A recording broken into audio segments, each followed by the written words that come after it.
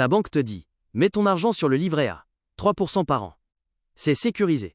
C'est bien, mais voilà ce qu'elle ne te dit pas. 10 000 € sur le livret A pendant 20 ans, tu as 17 000 €. 10 000 € dans un ETF MSCI World sur 20 ans, tu as 67 000 €. La différence, 50 000 €. Je t'explique pourquoi.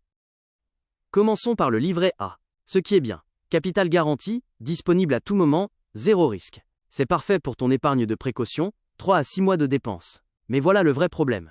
Le taux est à 3% aujourd'hui. Il était à 0,5% en 2021. Et l'inflation en 2025 tourne autour de 2,5%. Ton gain réel, à peine 0,5% par an. Tu ne t'appauvris pas. Mais tu ne t'enrichis pas non plus. Le livret A est utile, mais pas pour s'enrichir. Maintenant l'ETF Monde. Un seul produit. Et derrière il y a 1500 entreprises mondiales. Apple, Microsoft, LVMH, Samsung, tout ça en un seul achat. Les performances historiques du MSCI World. Sur 10 ans plus 10,2% par an. Ton capital multiplié par 2,6. Sur 20 ans, plus 9,8% par an. Multiplié par 6,7. Sur 30 ans, plus 10,5% par an. Multiplié par 20. Et les avantages concrets. Frais ultra bas, 0,12% par an, avec le CW8. Accessible dès 1 € sur Trade Republic.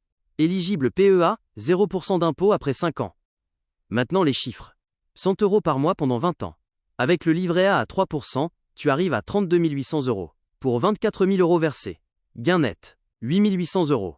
Avec un ETF Monde à 8%, scénario prudent, tu arrives à 58 900 €. Gain net, 34 900 €.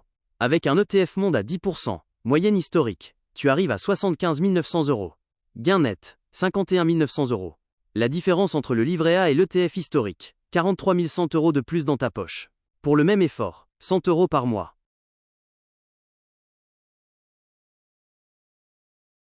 Le verdict.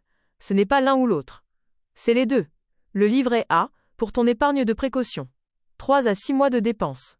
Disponible à tout moment. Pour les projets à court terme. L'ETF Monde, pour construire ton patrimoine. 5 ans minimum. 100 € par mois. Retraite. Liberté financière. Projet à long terme. La règle simple. Remplis d'abord ton livret A, jusqu'au plafond. Ensuite, tout le reste va dans un ETF sur ton PEA. Abonne-toi.